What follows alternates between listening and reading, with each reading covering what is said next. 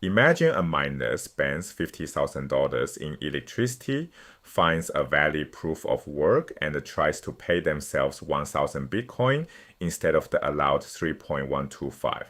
Every node on the network rejects their block in milliseconds. They get nothing. This is Bitcoin's quiet brilliance. It verifies, not trusts.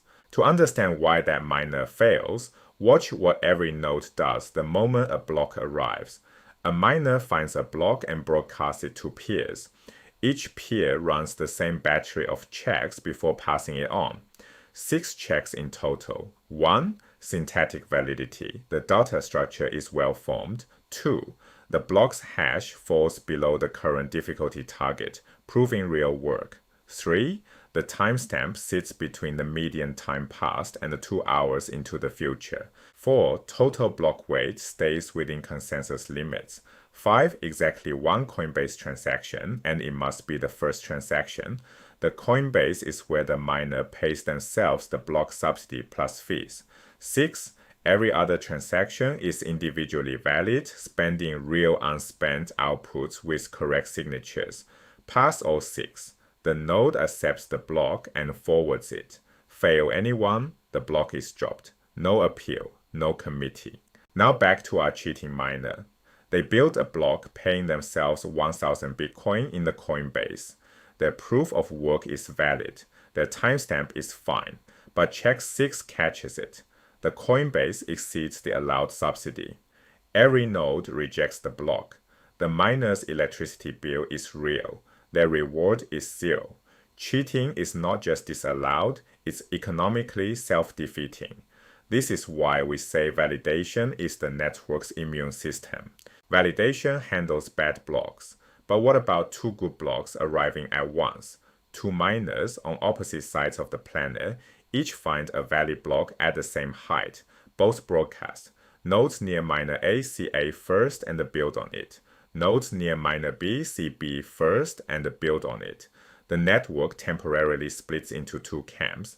These are called sibling blocks, and the split is a temporary fork. Resolution comes from the next block. Suppose a miner extends chain A with block n plus 2. Now chain A has more cumulative proof of work than chain B. Nodes that were on B's side see the longer work chain, drop block B and switch over. This switch is called a reorganization or reorg. Block B becomes a stale sibling. Its miner loses the reward. Most forks resolve within a single block. 2 block forks are possible but rare. Here's the misconception to kill. People say longest chain wins. That's almost right. The real rule is most cumulative work wins. Because difficulty changes over time, a shorter chain mined during higher difficulty epochs could outweigh a longer chain of easier blocks. Length is a useful proxy, but work is the truth. Nodes sum up the work behind every block and follow the heaviest chain. No vote, no leader, no referee. This is why Bitcoin chose 10 minutes, and the number is more thoughtful than it looks. If blocks came every few seconds, miners would constantly find competing blocks before propagation finished. The fork rate would explode, and enormous hash power would be wasted on stale chains. If blocks came every hour, confirmations would feel sluggish and the merchants would wait forever. 10 minutes sits at a deliberate balance, long enough that a found block propagates globally before the next one arrives, short enough that users get reasonably timely confirmation that their transaction is buried in work. Here's the equivalence that locks it in. Imagine one chain with 10-minute blocks. A single confirmation represents 10 minutes of total network work. Now imagine a chain with 1-minute blocks. 9 confirmations represent only 9 minutes of total network work. If the total hash power is the same, those 9 fast confirmations actually give you slightly less security than the 1 slow confirmation, not more.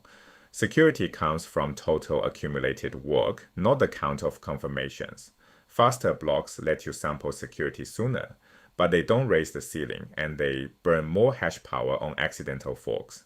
Block count is theater, work is the substance. Step back and look at what Bitcoin replaced. Traditional systems coordinate through authority. A central server tells everyone what's true. Bitcoin replaces coordination with verification. Every node holds the rulebook. Every node checks every block. Miners propose. Nodes dispose. When two valid blocks compete, the network doesn't argue or vote. It waits for the next block, and the heavier chain quietly wins. Losers reorganize. The history becomes settled in proportion to the work behind it. This is consensus that emerges rather than being decreed. It's why a miner can't bribe a single authority, why a government can't issue a memo changing the rules, and why your node running on a laptop has exactly the same authority as a billion-dollar mining farm when it comes to validation. No vote, no leader, no referee, just rules, work, and time.